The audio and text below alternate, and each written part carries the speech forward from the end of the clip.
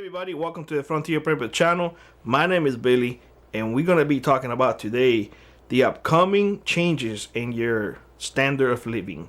But before we do that, if you don't mind, check our content. See if you like it. If you do like it, consider subscribing, share our videos, liking our videos, and most importantly, hit the notification bell. It does let you know when we post new content. Without further ado, let's jump into today's video. Alright everyone, we talk often enough in this channel that we have to prepare, and essentially is to, when we deal with an event, we can continue living the way we are accustomed to without interruptions. But how about if we can't do that? How about if the event is so lengthy that our standard of living cannot continue the way it was? Have you thought about that? Well, Mrs. D and I really have thought about that. And what we had done for the past 4 years is we adapted our standard of living pretty much as how is the most minimum way that we can live and not be affected if an SHTF happened today. What I'm saying is we don't have a regular washing machine. We do not. We pretty much until last December we were washing clothes with a little tumbler. The washing machine that I have right now is a very small one, little tiny one, and I can run it with my solar generator. I have a little tiny one like this that you guys have seen it for my camping trips. I can do 2 loads easy, not a problem. So if not, we done it by hand. A lot of times we take it to the laundromat, but overall we always practicing doing it by hand, and we have the tumbler out from time to time when we do it like that. So we continue to practice that.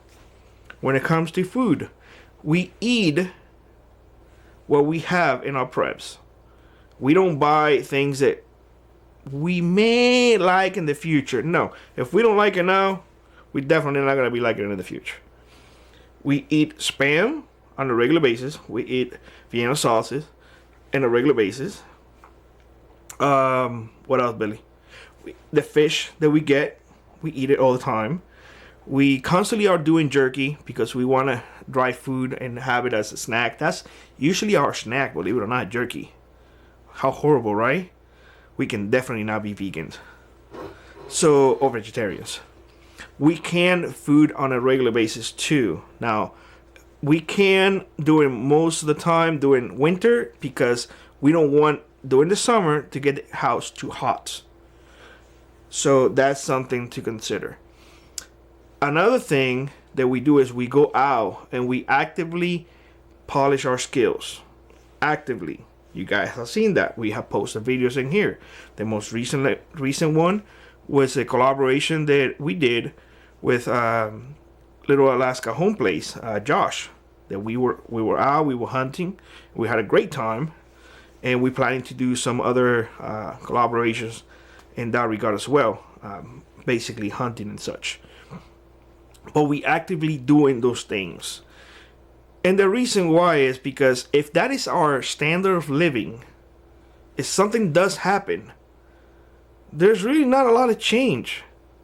We already used to living that way. We already used to having a composting toilet. We have our outhouse that I built last year because I wanted to have a backup. We haul our own water. So if things go really bad, we have a spring nearby that we can go and collect water if we have to. We have the toys, how they call some people, to us, our tools, the necessary tools to do those type of things: hunting, gathering, exploring, scouting. If need be, go and gather supplies. We have all those things.